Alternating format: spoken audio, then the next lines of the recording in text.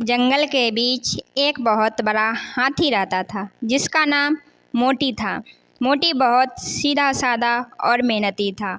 वह अपने दोस्त की मदद करने के लिए हमेशा तैयार रहता था, लेकिन उसकी एक अजीब सी इच्छा थी। उसे साइकिल चलाने का बहुत शौक था। एक दिन मोटी ने जंगल के बाजार में एक चमकदार लाल रंग की साइकिल देखी। उसे देखते ही उसका मन मचल उठा, लेकिन साइकिल वाले ने हंसते हुए कहा, अरे मोटी भाई, यह साइकिल तुम्हारे लिए नहीं बनी है। तो तुम बहुत भारी हो, यह साइकिल तुम्हारा वजन नहीं सह पाएगी। मोटी को यह सुनकर बहुत दुख हुआ। तुम्हारा वजन नहीं सह पाएगी। मोटी को यह सुनकर बहुत दुख हुआ और वह खूब व्यायाम यानी एक्सरसाइज करने लगा ताकि वह दुबला हो जाए। पर भला ऐसा कैसे होता? उसने ठान लिया कि हाथी था, लेकिन उसने हार नहीं मानी। उसने ठान लिया कि वह अपनी खुद की साइकिल बनाएगा जो नदी के किनारे से मजबूत कर सके। मोटी ने पास के नदी किनारे में मजबूत से लोहे के पहिए बनवाए। खरगोश कारीगर की फिर लोहा बैठने के लिए भालू की मदद से लोहे की पहिए बनवाए। खरगोश कारीगर ने बैठने से सजाया। कुछ ही दिनों में सीट बनाने की तोते उसे रंग बिरंगी पेंटिंग करके सजाया। कुछ ही दिनों में मोटी बनाने में उसकी एक मजबूत साइकिल तैयार हो गई। मोटी भी साइकिल बनाने में उसके दोस्त भालू, खरगोश और मोटी ने मदद की थी। जब मोटी पहली बार अपनी साइकिल चढ़ा, पूरे जंगल के जानवर देखने के लिए इकट्ठा हो गए। कुछ उसकी हिम्मत की तारीफ कर, कुछ उसकी हिम्मत की तारीफ कर रहे थे, कुछ मजाक उड़ा रहे थे, मगर मोटी बिना किसी की परवाह किए पैडल मारने लगा। पहले तो साइकिल लेकिन थोड़ी ही देर में मोटी ने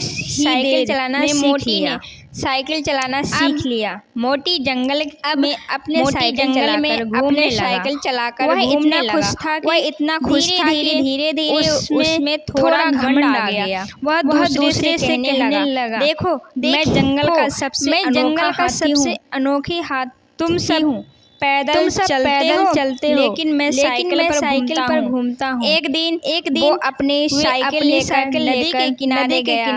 वहाँ खरगोश, बंदर और हिरन पी रहे थे।